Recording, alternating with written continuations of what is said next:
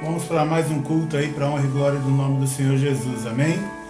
Senhor Deus, em nome de Jesus, Pai, te agradeço por mais essa noite, te agradeço por mais esse culto, que a tua graça, o teu amor, a tua misericórdia seja com cada um de nós. Abençoe todos aqueles que tiverem acesso, ó Pai, a tudo aquilo que acontecer nessa ministração no dia de hoje, ó Pai, e que sejam ricamente abençoados.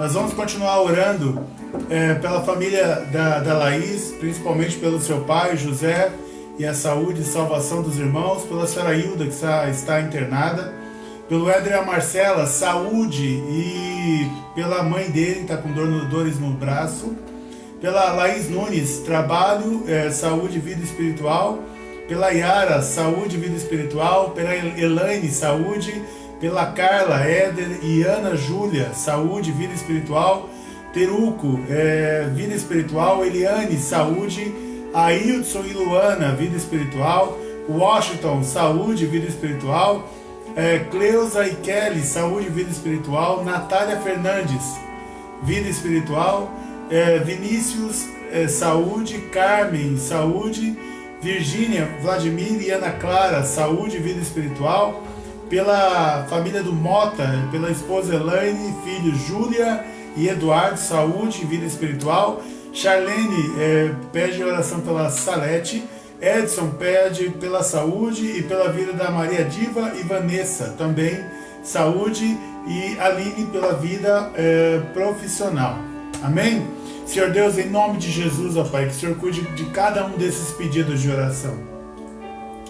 Mais uma vez, colocamos cada um deles nas Tuas mãos, Senhor Deus. Que o Senhor abençoe cada família, que o Senhor abençoe cada casa. Que o Senhor atenda, Pai, conforme a necessidade de cada um deles. É o que eu oro e os abençoo, em nome de Jesus Cristo, hoje e sempre. Amém. Amém, queridos?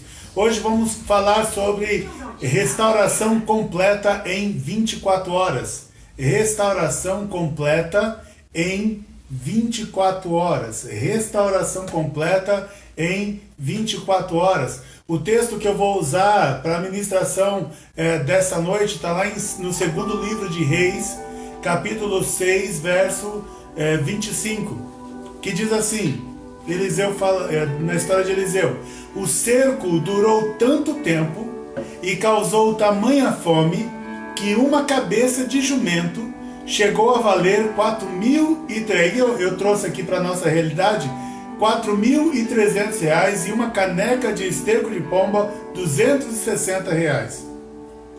Segunda Reis 7:1 diz assim: Eliseu respondeu: assim diz o Senhor, amanhã, por volta desta hora, na porta de Samaria, tanto 6 litros de farinha fina como 12 litros de cevada serão vendidas por R$53. A Bíblia ela fala aqui do valor falando de prata. Então, como eu queria que vocês entendessem mais ou menos a relação, claro que na época a prata não valia, hoje a prata vale R$4,48. Na época, isso o grama.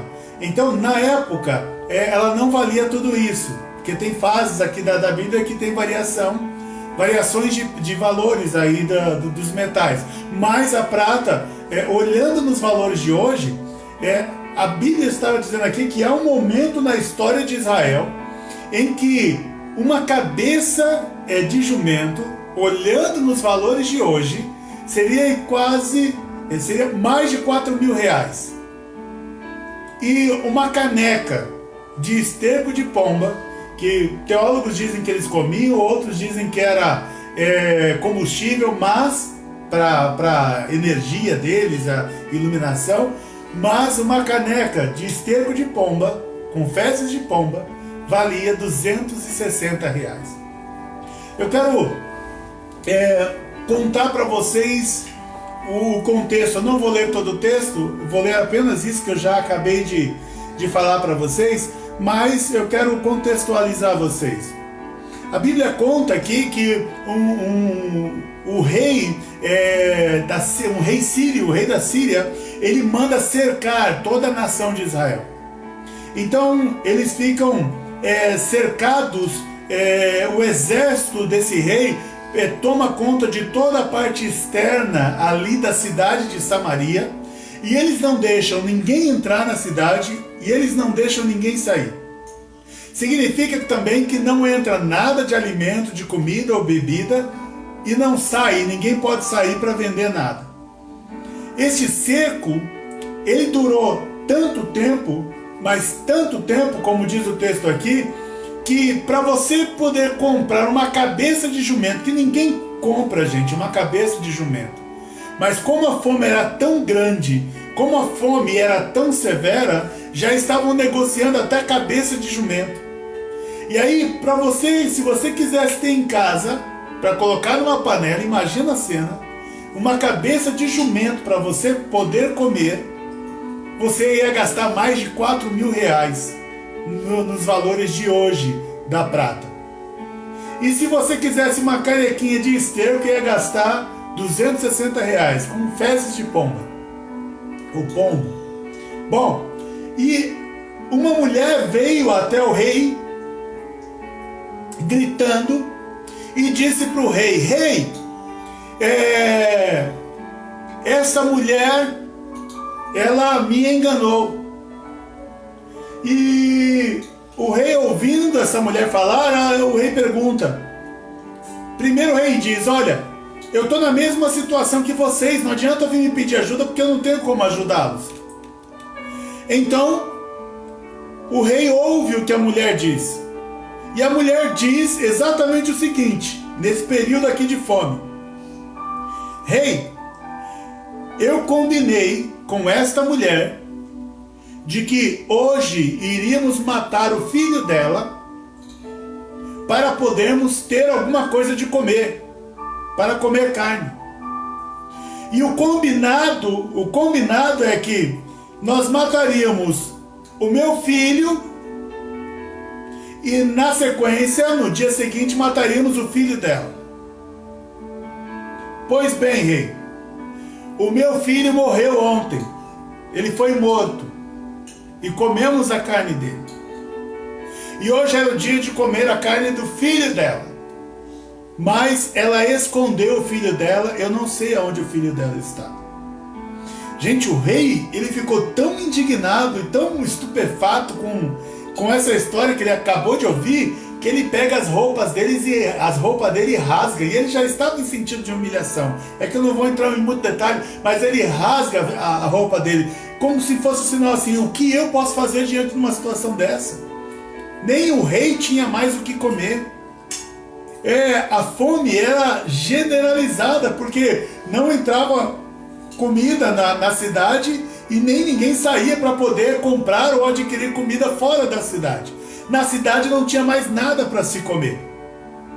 O rei então fica tão indignado que ele manda homens até a casa de Eliseu, e ele diz assim: eu vou matar o Eliseu, que era o profeta dessa época. Eliseu está na casa dele reunido com os líderes da cidade, e o próprio Eliseu, antes do homem chegar, do mensageiro do rei chegar, o Eliseu já falou: tá vindo aí o mensageiro do rei, ele vai querer a minha cabeça, o rei vai querer me matar. Mas aí Eliseu pede para fechar a porta e faz com que os homens voltem. Então Eliseu, ele diz para o rei, que estava ali em desespero, e o rei chegou a dizer para Eliseu, dizendo assim: Eliseu, tudo está numa miséria só, estamos passando fome, todo mundo está morrendo de fome, e para que eu vou manter a minha fé no Senhor? Ele está dizendo a fé dele em Deus. Então ele tem a ideia: vou matar o profeta, vou matar Eliseu, que Eliseu é que fala aqui pela boca do Senhor. Então, na hora que o rei fala isso para Eliseu, ele diz o que eu acabei de ler para vocês. Eliseu respondeu: assim diz o Senhor, falando para o rei: amanhã, por volta desta hora, na porta de Samaria, tanto 6 litros de farinha fina como 12 litros de cevada serão vendidos por 53 reais. Isso é o valor da prata hoje. Imagina se fosse lá na época e o grama da prata valesse R$1. Ele está dizendo assim: você pagaria 80 reais numa cabeça de jumento para comer, E ele está dizendo que, olha, no dia seguinte, você vai poder comprar com R$12 6 litros de farinha fina. Então, 12 litros de cevada.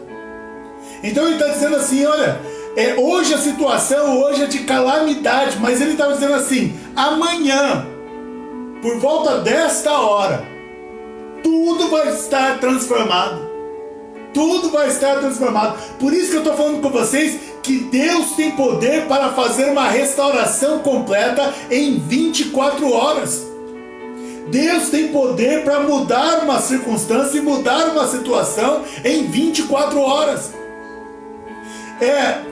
Um homem que andava ao lado do rei, cujo rei se apoiava neste homem para andar. Este homem diz assim para Eliseu, quando ouve o Eliseu dizendo que amanhã tudo vai mudar. Este homem, ele diz assim, nem que o Senhor abra todas as comportas dos céus, isso que você está dizendo, Eliseu, poderia acontecer num prazo tão curto. E aí Eliseu responde para este homem, que é o que segurava o rei ali, era o apoio do rei. Eliseu diz, isso acontecerá, mas você, por não ter crido, você não comerá, você não verá. Então, Eliseu que falou que amanhã, em 24 horas, vai estar tudo resolvido, que uma crise absurda e violenta estará resolvida. Um homem que não creu, agora Eliseu está dizendo, você não vai participar desta bênção que Deus vai fazer amanhã aqui. E aí eu quero falar para vocês então, com base nessa história, que o que Deus fez, e com base nessa história, o que nós devemos aprender com ela, ou pelo menos algumas coisas que nós podemos aprender com essa história. Primeiro, quando o inimigo cerca o povo, a cidade de Samaria, ele gera a dificuldade econômica. Então, quando o inimigo quer destruir um povo, ele gera dificuldade econômica. Não se diz que quando Jesus voltar, ou no fim dos tempos, ou nos últimos dias, os cristãos terão dificuldade para muita coisa, e uma das coisas que os cristãos terão dificuldade vai ser de poder comprar alguma coisa. Só que não é o contexto de hoje, eu não vou entrar em mais detalhes. Mas é tentar fazer com que o poder econômico daquela cidade seja enfraquecido. E ele faz isso gerando inflação, ou seja, uma cabeça de jumento que não deveria valer nada, está valendo mais de R$4.000. Escassez de produto, porque você até pode ter o dinheiro, mas como a cidade está cercada, não entra nenhum vendedor, não entra nenhum produtor, não entra nenhum produto. Então você pode até ter algum dinheiro escondido e guardado, mas não vai ter o que comprar. Vai aumentar o desemprego, porque ele vai fazer com que as empresas que estão nessa cidade entrem em falência, e não vai permitir que empresas de fora entrem para ajudar e para empregar. E com tudo isso, o inimigo vai gerar fome. E a gente sabe que se o inimigo chegar no estágio de começar a gerar fome, a gente sabe que o intuito dele é fazer com que as pessoas morram de fome. Por isso que qualquer ONG que for até a África fazer um trabalho de um dia e deixar lá fazer um almoço para as crianças e vir embora, essa ONG ela vai conseguir fazer isso com sucesso. Agora, quando uma ONG tenta se estabelecer na África para cuidar verdadeiramente das crianças todos os dias, aí ela vai enfrentar muita dificuldade. E eles vão tentar trabalhar exatamente em cima desses pontos da dificuldade econômica. A consequência do inimigo permitir que toda essa dificuldade econômica aconteça é que, se demora muito tempo, e demorou, imagina assim, nós temos o costume de comprar, a gente não compra o arroz que eu vou almoçar hoje. a gente compra um arroz pelo menos que vai durar uma semana, um mês. Então imagina que aqui ninguém tem mais nada. Já estão comprando esterco de pombo e já estão comprando cabeça de jumento. Ou seja, ninguém tem dinheiro para mais nada, ninguém tem mais nada em casa. Ninguém tem mais nada para comer em casa. E conforme a nossa vida vai afundando, conforme as nossas finanças vão afundando, conforme o cinto e o cerco vai apertando, em muitos de nós começa a gerar a frieza espiritual. Em muitos de nós começa a gerar a frieza espiritual. A gente começa a ficar desanimados. Começamos a ficar desanimados. A esperança vai começando a diminuir. Porque a gente está falando de uma história em que uma mãe já matou o próprio filho para poder comer alguma coisa. Então imagina que a situação verdadeiramente era crítica.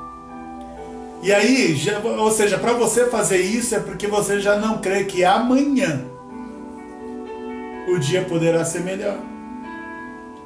Eles estão agora debaixo de opressão. A cidade inteira está cercada. Todas as vezes que eles vão até o portão e dão uma olhada ali na fechadura do portão da cidade, ou por uma fresta ali em algum lugar no muro, eles veem o exército, o inimigo olhando, e o inimigo cercando tudo e não deixando com que essas pessoas vivam, não deixando com que essas pessoas consigam adquirir alguma coisa, ou comer alguma coisa, ou fugir dali, ou ir para um outro lugar. Porque o inimigo cercou, então elas estão agora oprimidas. Porque o inimigo está olhando e com aquele olhar sanguinário dizendo: eu vou acabar com você, eu vou te matar. Em terceiro lugar, as pessoas entram também dentro da frieza espiritual. As pessoas começam a entrar em desespero. E o problema do desespero é que no desespero muitas vezes a gente entrega aquilo que é mais importante para a gente e que Deus nos deu, a gente dá para os outros. A mãe, ela pegou o filho que com certeza era o bem mais precioso que ela tinha nessa circunstância, e no desespero de não morrer de fome, entregou o próprio filho para ser devorado. E ainda foi enganada, porque a outra escondeu o filho dela, para que o filho dela não morresse. Então, por causa da frieza espiritual, a gente acaba entregando para os outros que não vão dar valor. A gente acaba entregando para os outros aquilo que a gente tem de maior valor. Então, não sei o tamanho da crise que você está passando ou que você está vivendo.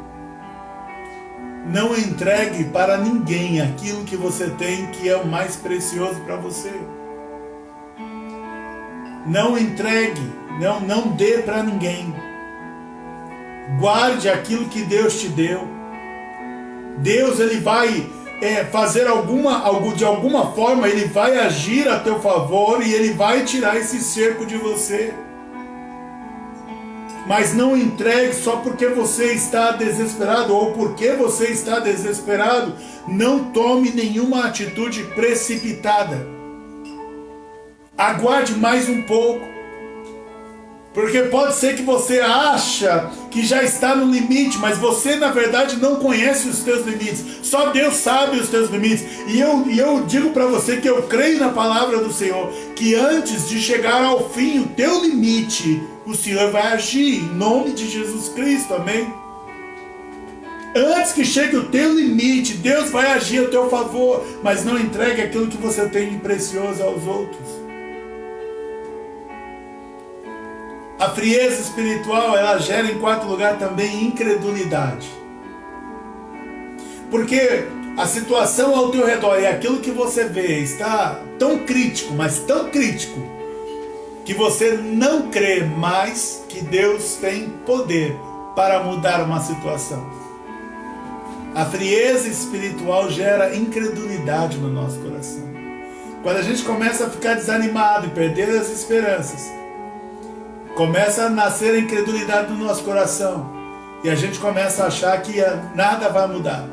E eu digo para você que você deve continuar crendo e acreditar que alguma coisa vai mudar. Como aconteceu aqui do rei querer matar Eliseu. Nunca culpe outras pessoas pela crise que você estiver passando. Porque a frieza espiritual vai fazer com que a gente olhe para outras pessoas e diga: a culpa é tua. Eu estou passando por esta situação, por essa circunstância, porque você fez tal coisa. Não.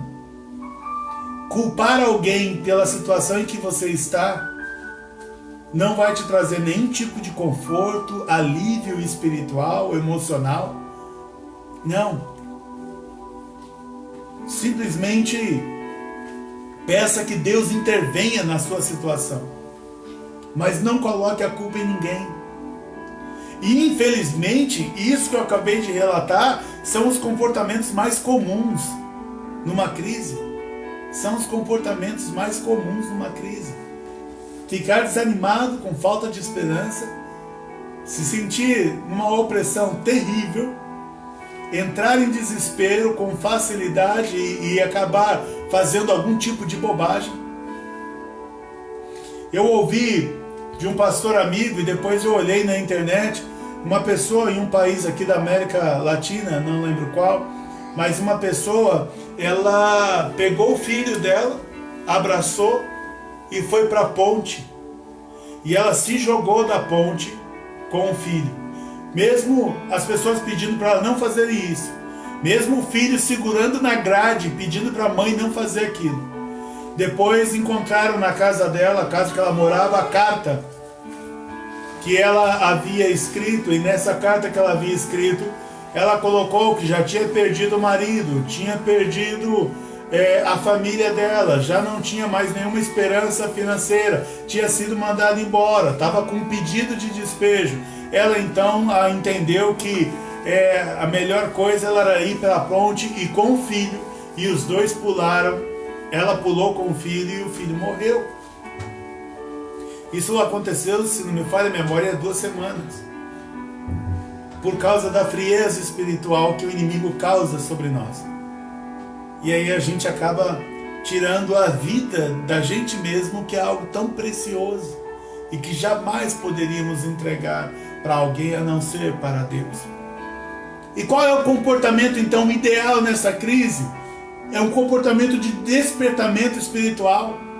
De você perguntar para Deus: Deus, por que está acontecendo isso? Se está acontecendo, o Senhor está permitindo. Por que o Senhor está permitindo que isso aconteça comigo? Então, mesmo no momento de crise tal, de fome, como eles estavam aqui, o ideal, o comportamento ideal na crise é manter a esperança de que dias melhores virão.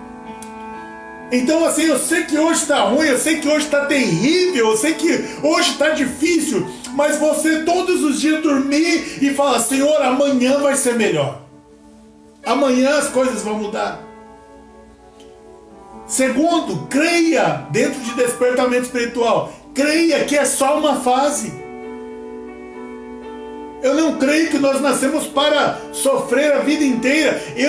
Durante uma boa parte da minha vida, principalmente na adolescência, na juventude, eu acreditava que eu tinha nascido para sofrer a minha vida inteira e por isso eu vivia deprimido. Mas creia que é só uma fase.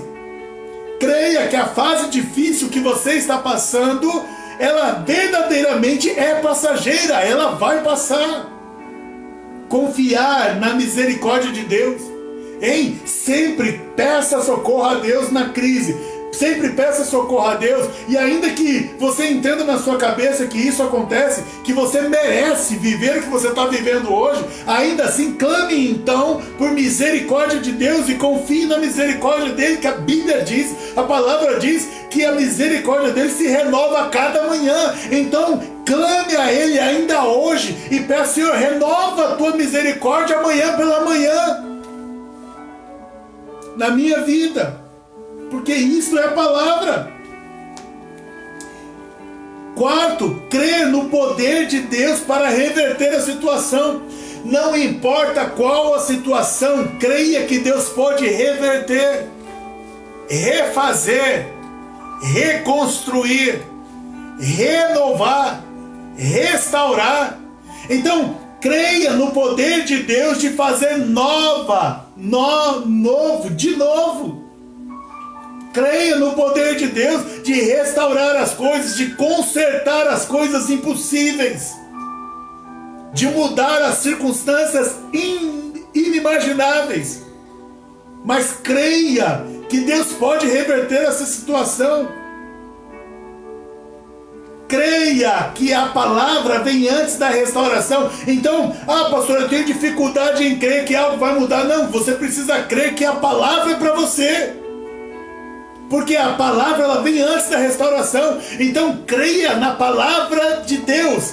Creia no poder da palavra de Deus para restaurar a tua vida. Restaurar o teu momento, a tua circunstância. Mas creia que Deus tem poder para reverter isso. A palavra vem antes da restauração. Então, se eu estou te dando essa palavra, se você crer, guardar no teu coração, confiar no Senhor, a palavra já vem, ela antecede, ela é o prelúdio da restauração do Senhor na tua vida. Amém? Ela é a restauração do Senhor, ela é o prelúdio da restauração do Senhor para a tua vida.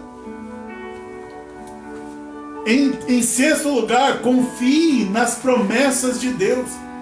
Talvez você tenha coisas que Deus te prometeu e tudo que você está vendo agora está ao contrário. Então, eu convido você para um despertamento espiritual no meio da crise. Confie que aquilo que Deus prometeu ainda vai acontecer. Porque é muito mais fácil você conseguir na crise viver pela promessa do que viver pela crise. Do que viver chorando pela crise, vamos viver orando para o cumprimento da promessa. Então, no meio da crise, em sexto lugar, confie nas promessas de Deus. E em sétimo lugar, você precisa crer no meio dessa crise que Deus é maior do que os nossos inimigos. Porque o inimigo cercou, não deixa nada entrar, não deixa nada acontecer, não deixa o emprego vir, não deixa o sustento chegar, não deixa as boas notícias chegarem, ninguém entra e ninguém sai, está tudo fechado na tua vida, está tudo amarrado na tua vida. Então eu quero que você creia também que Deus é maior do que nossos inimigos, amém? Deus é infinitamente maior do que qualquer inimigo. Então o inimigo pode nos cercar por um tempo, mas você precisa crer que a qualquer momento Deus abate o inimigo. Em nome de Jesus. Este é o comportamento ideal que nós devemos ter na crise, apesar de todas as dificuldades. Amém? Amém? E aí eu quero que você confie também. Que Deus, Ele tem uma estratégia para você vencer. Mesmo parecendo estar tudo cercado, eu quero que você saiba que Deus tem uma estratégia. E normalmente as estratégias de Deus o inimigo não conhece. O inimigo não conhece as estratégias de Deus. O inimigo não conhece as estratégias de Deus. Por isso elas são seguras. Por isso você pode confiar naquilo que Deus está planejando, já planejou e já declarou que vai fazer na tua vida. Eu quero que você entenda o seguinte: no mundo espiritual, Deus controla o emocional do inimigo. Deus controla o emocional do inimigo. Deixa eu te contar o restante da história aqui. Depois que o profeta diz para o homem: olha, mas você vai ver e não vai comer, mas amanhã, nessa mesma hora, Deus vai restaurar tudo. Veja, 4 leprosos. Se você imagina que para quem estava dentro da cidade de Samaria, estava difícil, não tinha o que comer. Imagina leprosos que normalmente eles vivem afastados da cidade, em algum tipo de vilarejo, e eles dependem de doações que vinham da cidade para eles se alimentarem. Se você acha que estava difícil para as pessoas de Samaria viverem. Imagina os leprosos que estavam lá de fora, que não recebiam mais nenhuma doação de alimento. Então, 4 leprosos. Esses 4 leprosos conversando entre eles, falando assim: se a gente ficar aqui com a cidade cercada, nós vamos morrer de fome. Se a gente entrar na cidade, nós também vamos morrer.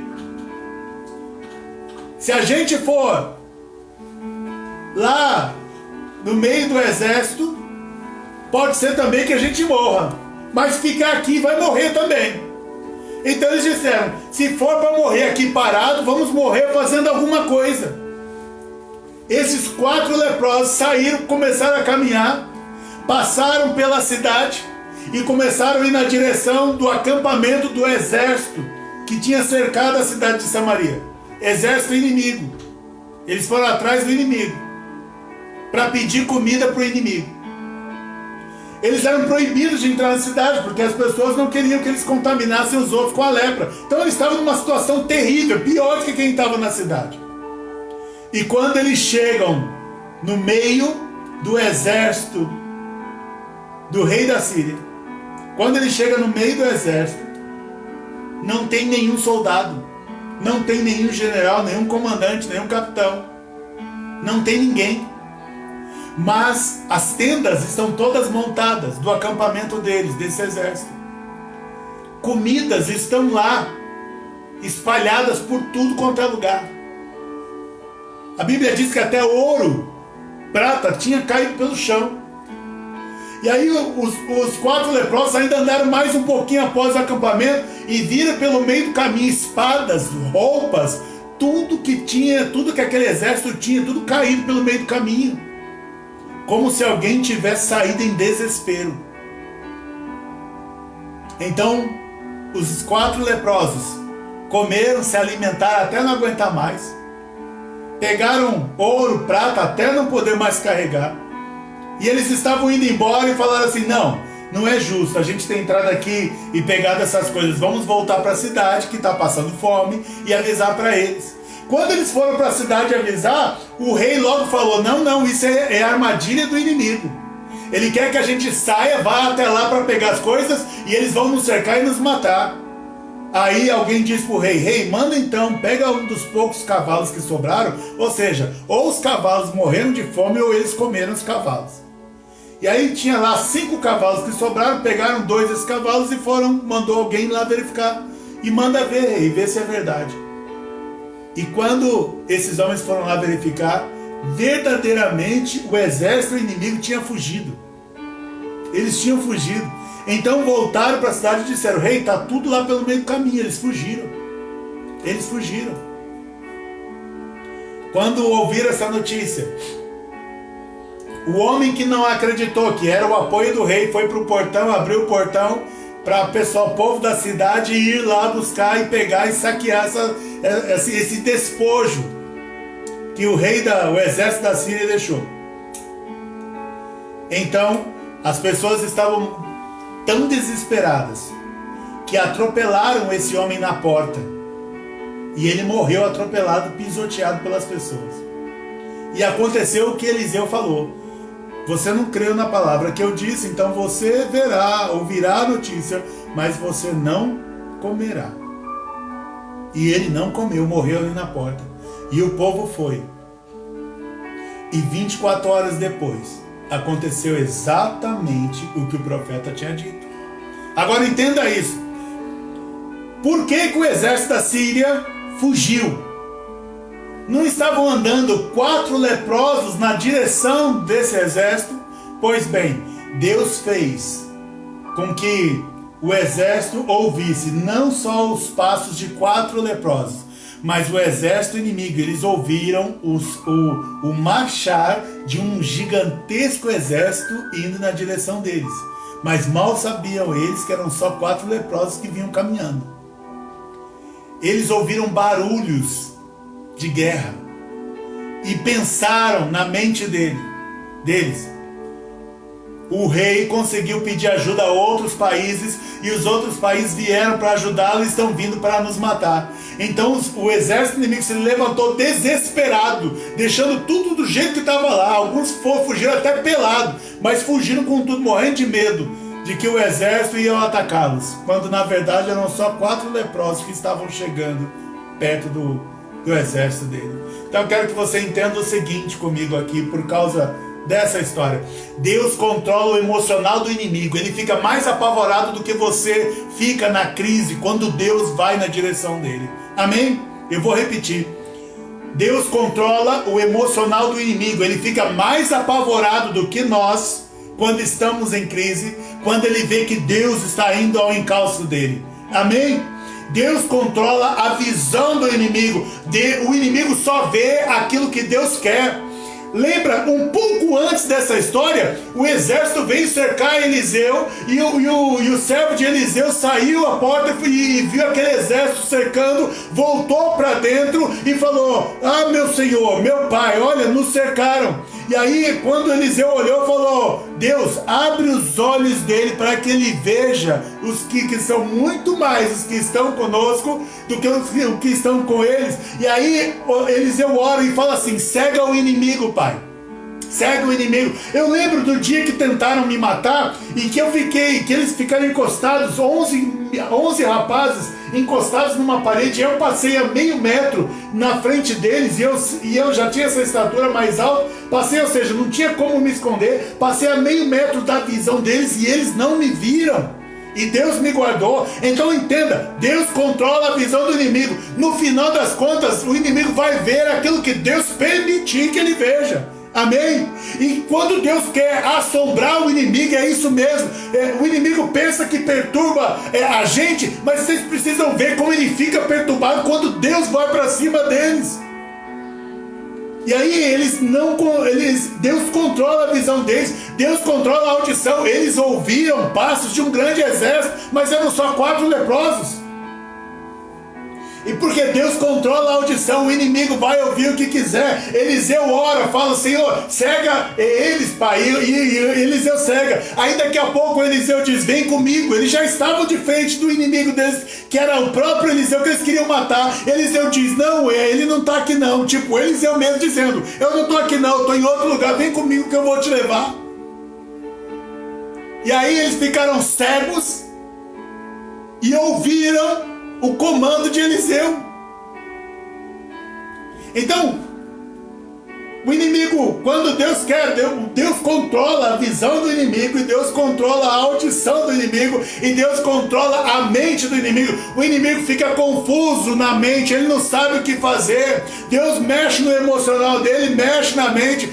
E Deus conhece as fraquezas do inimigo, porque o inimigo tem fraqueza. Ele não é o todo-poderoso é Deus. Então o inimigo também tem as fraquezas dele. Então entenda o seguinte: aquele que te cercou também tem fraqueza. Aquele que te cercou também tem as coisas que ele teme, e Deus sabe exatamente do que ele tem medo. E se ele veio apavorado você, ele vai sair também apavorado, em nome de Jesus Cristo. Amém? Porque Deus controla o emocional, Deus controla a visão, Deus controla a audição, Deus controla a mente, e Deus conhece todas as fraquezas do nosso inimigo. Amém? Amém?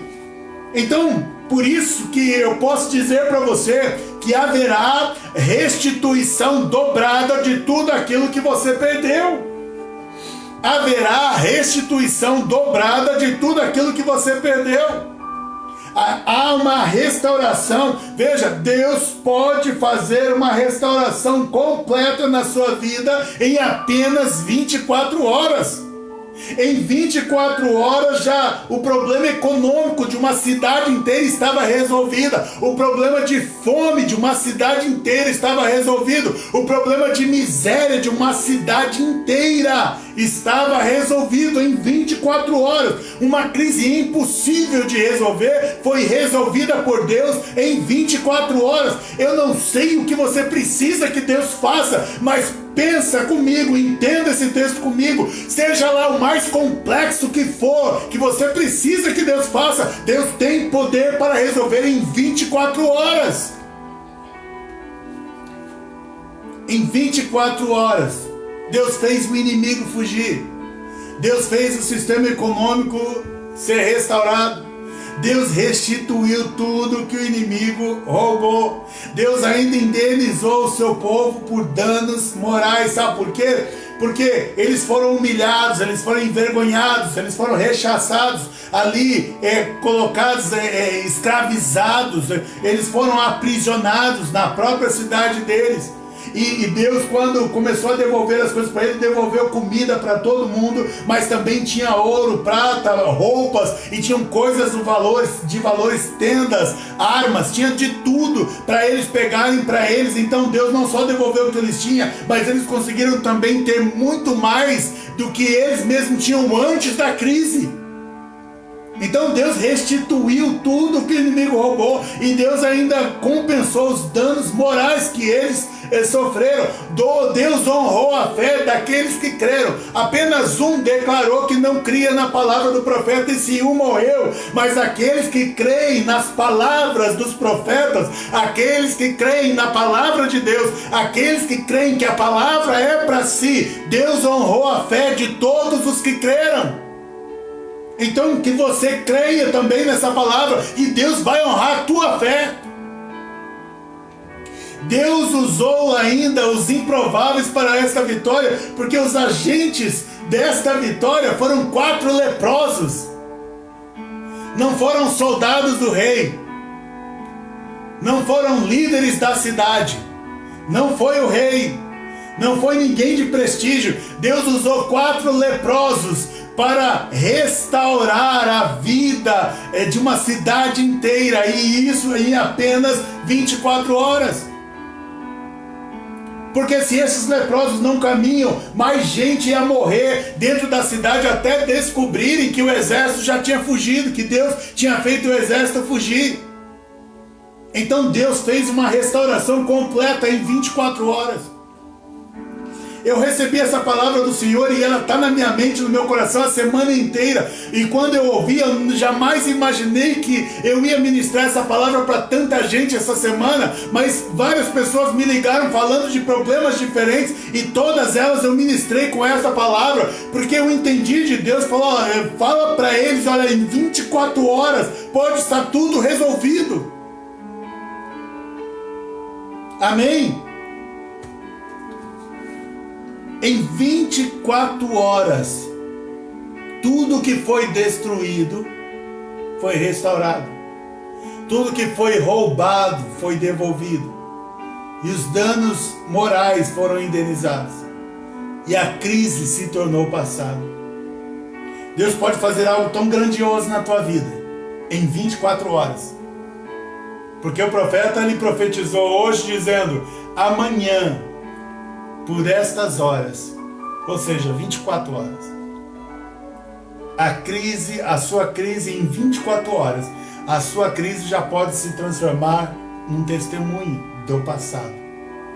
Em 24 horas, a sua crise pode se transformar em passado.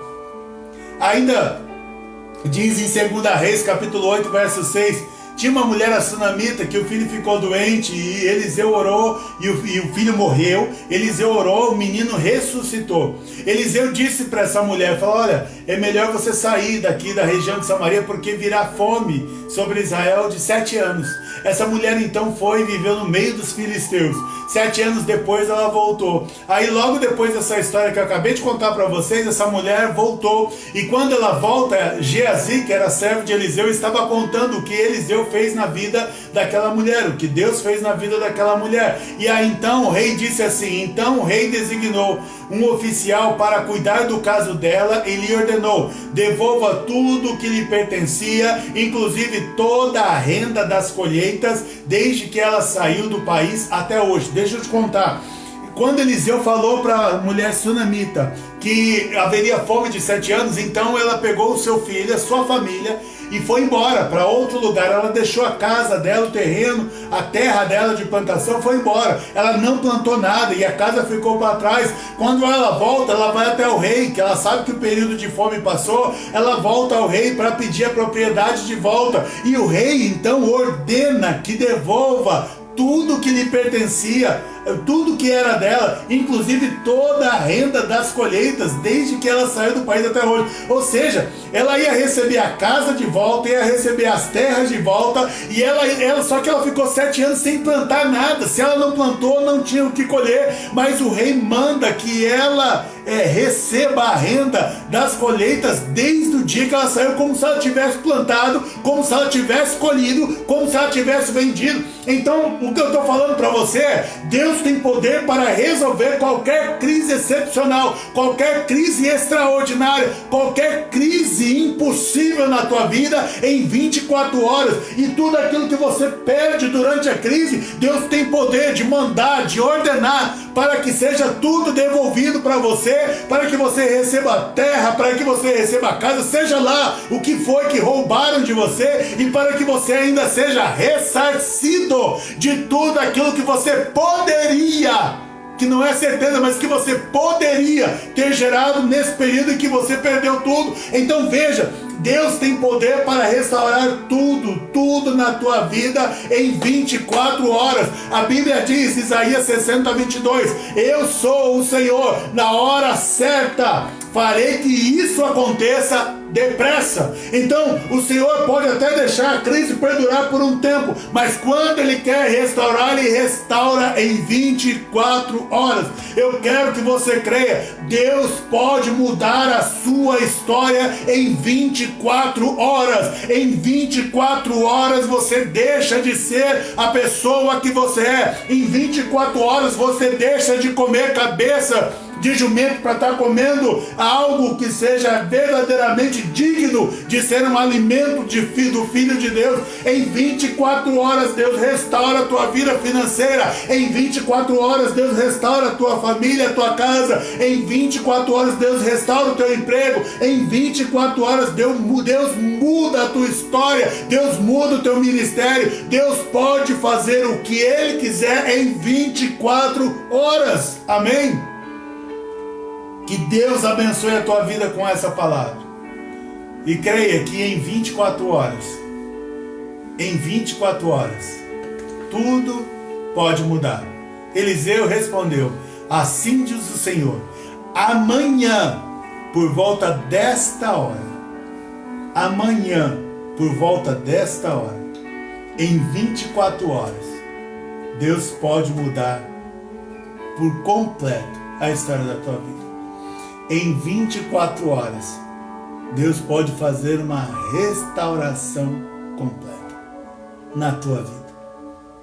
Deus tem poder para em 24 horas mudar a história. Porque se Deus mudou a história de uma cidade em 24 horas, não vai ser difícil para Ele mudar a história da tua casa, da tua vida, da tua família.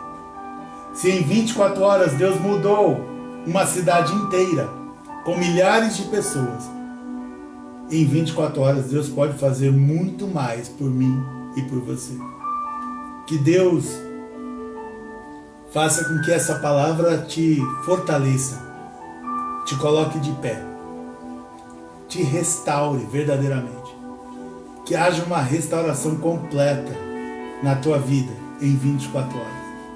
Quando eu falo completa, é física, é emocional, é espiritual, sentimental, é financeira, de relacionamentos, matrimonial, seja lá aonde quer que esteja a sua crise hoje. Eu quero que você creia que Deus pode mudar tudo para melhor em 24 horas. Imagina a mãe que matou o filho, vendo agora, 2 dias depois, sobrando alimento na casa dela e ela sem filho. Às vezes é o que Deus está querendo dizer para você: espera só mais um pouquinho, não faça nenhuma bobagem.